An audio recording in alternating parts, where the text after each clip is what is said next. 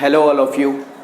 आज के lines and angles के क्लास में हम कुछ हाई ऑर्डर थिंकिंग क्वेश्चंस क्या करेंगे, सॉल्व करेंगे। ठीक है, तो हाई ऑर्डर थिंकिंग है, मतलब कि थिंकिंग हाई ऑर्डर इसमें करना है। ठीक है, क्वेश्चंस हाई ऑर्डर के नहीं होते हैं। ठीक है, आपकी थिंकिंग को हाई ऑर्डर करना रहता है। ठीक, तो आइए देख लेते हैं कि क्या है ये क्वेश्चन। ये क्वेश्चन है कि PQ जो है और RS जो है दो पैरेलल मिरर है। ओके, दोनों पैरेलल मिरर है और बोल रहा है कि एक रे जो है, मैंने एक लाइट रे यहाँ से ऐसे एक मिरर PQ पे डाला और ये क्या हुआ, PQ पे टकराया और फिर RS के ऊपर गिरा और फिर टकरा करके रिफ्लेक्ट कर गया। यानी कि AB जो है हमारा एक इंसिडेंट रे है, उसके बाद रिफ्लेक्टेड रे BC है और उसके बाद इस RS मिरर के लिए कौन सा इंसिडेंट रे हो जाएगा, BC, और रिफ्लेक्टेड रे कौन सा हो जाएगा, CD। ओके, तो प्रूव करना है हमें कि AB जो है, ये AB रे जो है ये पैरेलल है किसके, CD रे के। यही हमें प्रूव करना है। ओके, तो प्रूव करने से पहले एक छोटा सा कॉन्सेप्ट मैं दे रहा हूँ कि आप लोग सबने लाइट में पढ़ा होगा कि laws of reflection, laws of reflection of light क्या कहता है कि कभी भी अगर कोई लाइट रे किसी मिरर पे पड़ता है जिस एंगल से, उसी एंगल से क्या होता है, रिफ्लेक्ट करता है। यानी एंगल ऑफ इंसिडेंस जो होता है वो किसके बराबर होता है, एंगल ऑफ रिफ्लेक्शन के। ओके, और ये रे जो होता है ये क्या होता है, ये नॉर्मल रे होता है। ये इंसिडेंट रे, ये रिफ्लेक्टेड रे और ये क्या हो गया, नॉर्मल रे। नॉर्मल का क्या मतलब होता है, परपेंडिकुलर। ओके, बात समझ में आया इतना? ठीक, तो इस कॉन्सेप्ट को दिमाग में रखिएगा और फिर सारे मिरर्स के क्वेश्चंस जो होते हैं वो हमारे सॉल्व हो जाएंगे। ठीक है, तो देखते हैं ये क्या क्वेश्चन है। क्वेश्चन में बोलता है, हम लोग एक कंस्ट्रक्शन करते हैं। इस क्वेश्चन में एक कंस्ट्रक्शन करते हैं।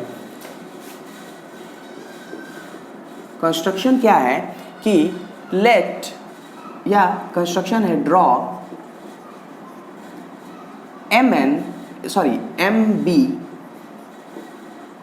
MB perpendicular on PQ and CN perpendicular to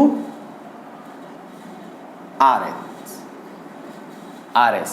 okay, तो मैं एक ड्रॉ कर दे रहा हूँ लाइन। कौन सा, ये M हो गया। ठीक है, ये MB लाइन जो है ये किस पे परपेंडिकुलर है, PQ पे, और ये CN लाइन जो है ये किस पे परपेंडिकुलर है, RS पे। ओके, ये बात समझ में आई? ठीक, तो जरा देखिए कि ये PQ जो है पैरेलल है RS के और ये एंगल 90 डिग्री है, तो उसके लिए ये क्या, CN क्या होगा, एक ट्रांसवर्सल हो जाएगा। बात समझ में आ रहा है? ठीक, तो ट्रांसवर्सल हो जाएगा। तो आप लोगों ने पढ़ा है कि इंटीरियर एंगल का सम कितना होता है, जब भी कोई पैरेलल लाइन को ट्रांसवर्सल कट करता है तो इंटीरियर एंगल का सम क्या होता है, 180 डिग्री हो जाता है।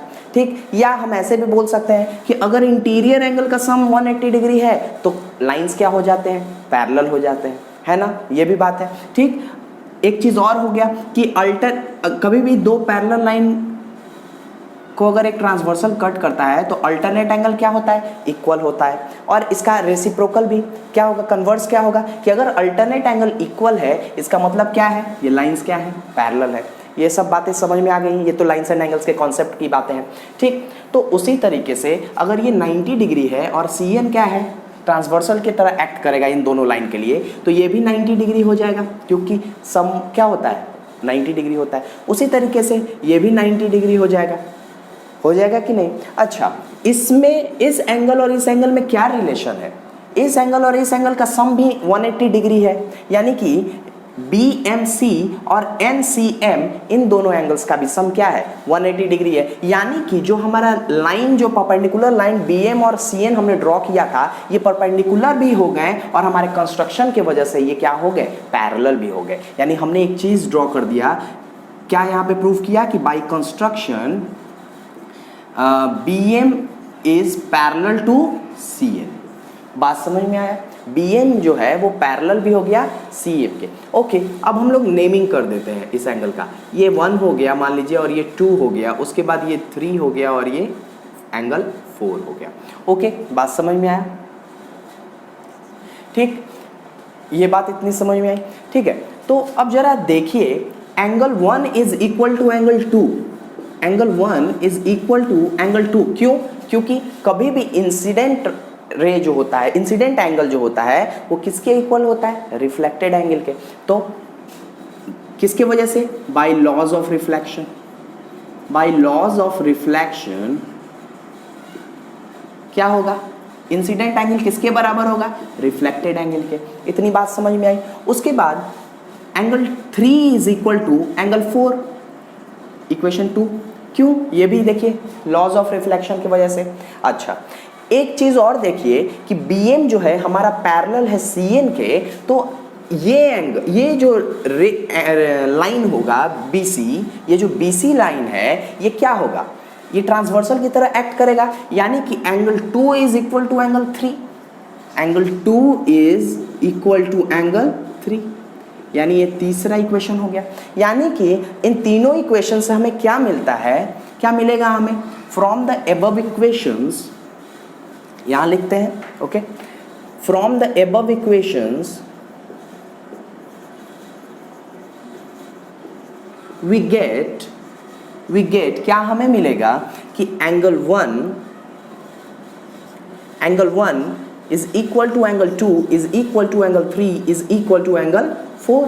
क्यों? क्योंकि एंगल 1 एंगल 2 के बराबर है, एंगल 3 एंगल 4 के बराबर है, और एंगल 3 किसके बराबर है? एंगल 2 के भी बराबर है, और एंगल 2 किसके बराबर है? एंगल 1 के बराबर है, यानी सब एक दूसरे के साथ बराबर है। ओके, बात समझ में आया? तो किसी में भी हम कुछ भी ऐड भी कर सकते हैं। दोनों, अगर जैसे मान लीजिए कि 2 और angle 2 is equal to angle 3 है, तो हम लोग 2 में 1 ऐड कर सकते हैं और एंगल 3 में एंगल 4 भी ऐड कर सकते हैं। क्यों? क्योंकि दोनों इक्वल है, एंगल 1 और 4 भी इक्वल है आपस में, क्योंकि सब एंगल इक्वल है, यानी 1 2 3 4 सब आपस में क्या है? इक्वल है।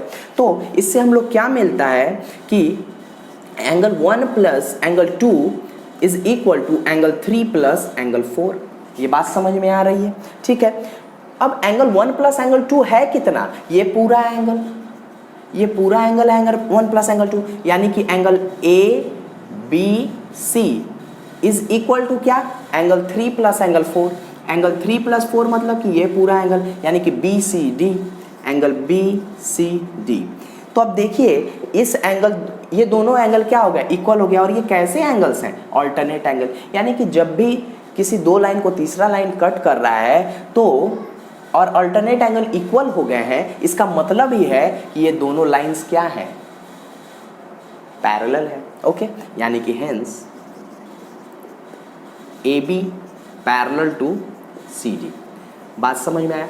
ये बहुत सिंपल क्वेश्चन था, एक बच्चे ने पूछा, उसको नहीं आ रहा था, लेकिन नहीं आना प्रॉब्लम नहीं है। अगर आपने ट्राई किया है और नहीं आ रहा है तब तो खैर बात समझ में आती है, लेकिन अगर आपने ट्राई ही नहीं किया और नहीं आ रहा है तो वो दिक्कत की बात है। ठीक है, तो क्वेश्चन पूछने से पहले इतना ट्राई कर लीजिए ताकि जब बताया जाए तो उसका दिमाग में पूरा फ्रेमिंग चलता रहे कि हाँ ये चीज़ मैंने नहीं सोचा था, ये मुझे सोचना चाहिए था।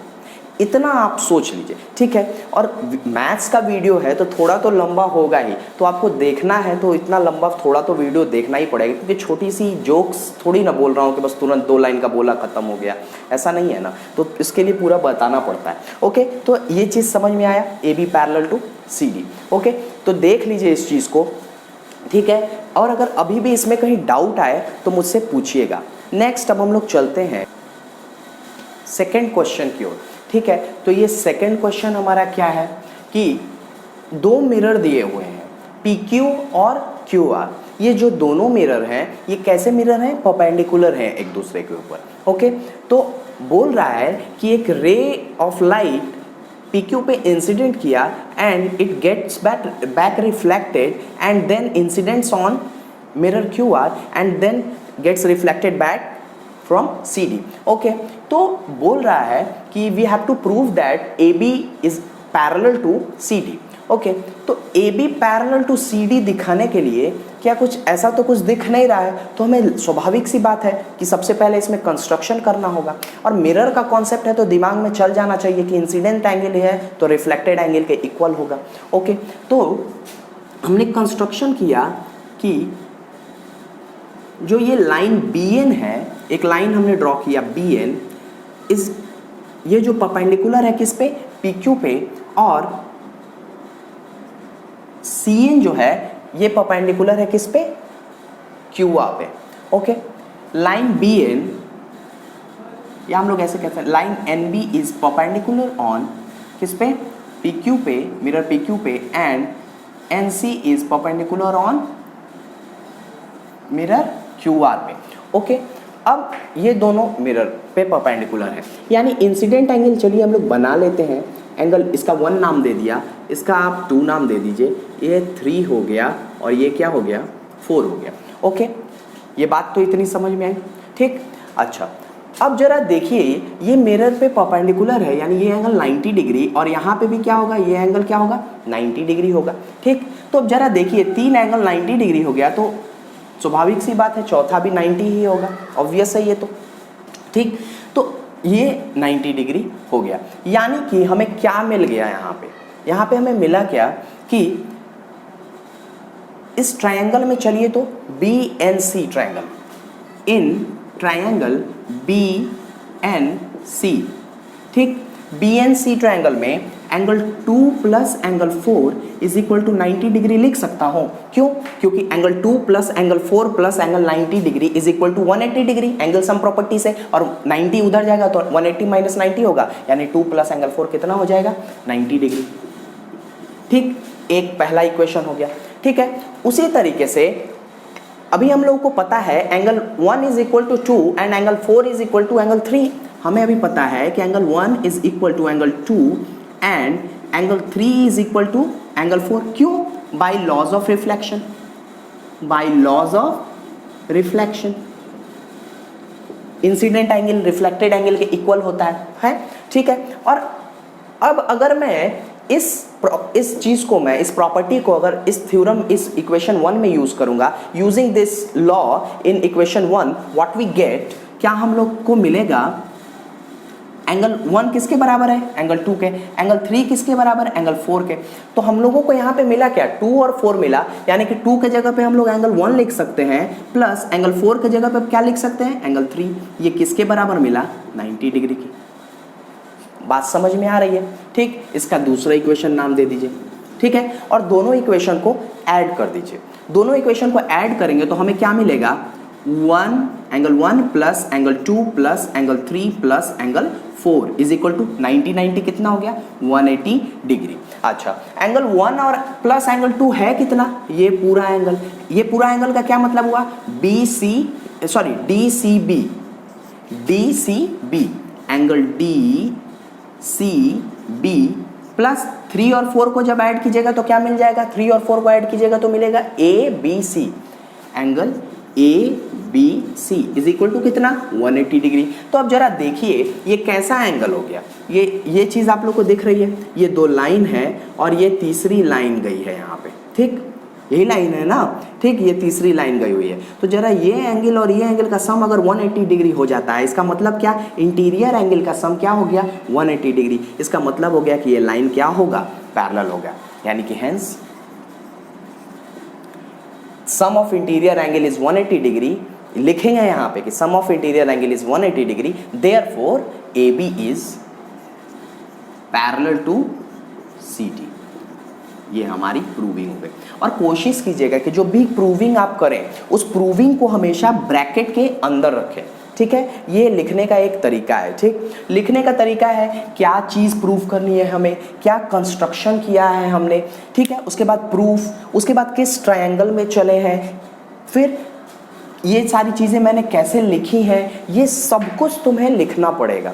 हम तो ये बता दे रहे हैं, चूँकि ज़्यादा लंबा वीडियो नहीं करना है तो मैं इस वजह से जल्दी जल्दी में बता दे रहा हूँ इस चीज़ को, लेकिन लिखूँगा तो मुझे पूरा लिखना पड़ेगा, ठीक है। तो बात समझ में आया, तो ये तरीका है, ठीक है। तो आप एक बार अच्छे से क्वेश्चन देख लीजिए और घर पे खुद से सॉल्व कीजिए बिना इसको देखे हुए। एक बार पूरा देख लीजिए, अच्छे से समझ लीजिए कि कॉन्सेप्ट क्या है, उसके बाद वीडियो बंद कीजिए, बुक कॉपी उठाइए, कॉपी पेन उठा करके अच्छे से दोनों क्वेश्चंस को बना डालिए, ठीक है।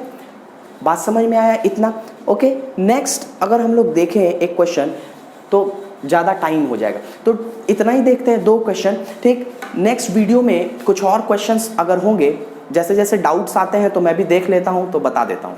ठीक, तो मैथ्स का यही है कि जितना प्रैक्टिस कीजिएगा उतना ये यूज़फुल है आपके लिए।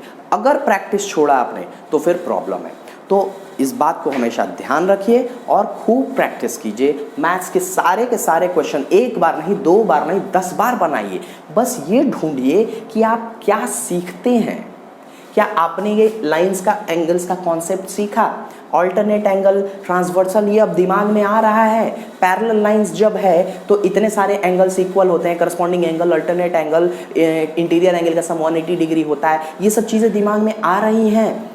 अगर ये सब चीज़ें दिमाग में आ रही हैं और आप जान गए हैं तो समझिए कि धीरे धीरे पकड़ बढ़ रही है आपकी। ठीक है, प्रैक्टिस से पीछे मत हटिए। ठीक, तो टॉपर में और एक वीकर स्टूडेंट में बस इतना ही डिफरेंस होता है कि वो अपनी वीकनेस को एनालाइज करके प्रैक्टिस नहीं करता है। तो हमें बस से प्रैक्टिस करते जाना है। जितने भी क्वेश्चंस हैं उसको नंबर ऑफ टाइम्स प्रैक्टिस करना है। सीखना है कि आखिर वो सिखाना क्या चाह रहा है क्वेश्चन। जैसे इस क्वेश्चन में क्या सिखाया कि अगर कहीं कोई भी राह नहीं मिल रहा है तो हम लोगों ने क्या करा था, कंस्ट्रक्शन किया। और इसको प्रूव करने के लिए हमने को इंटीरियर एंगल का सम लिया 180 डिग्री। पिछले वाले में अल्टरनेट एंगल का हेल्प लिया।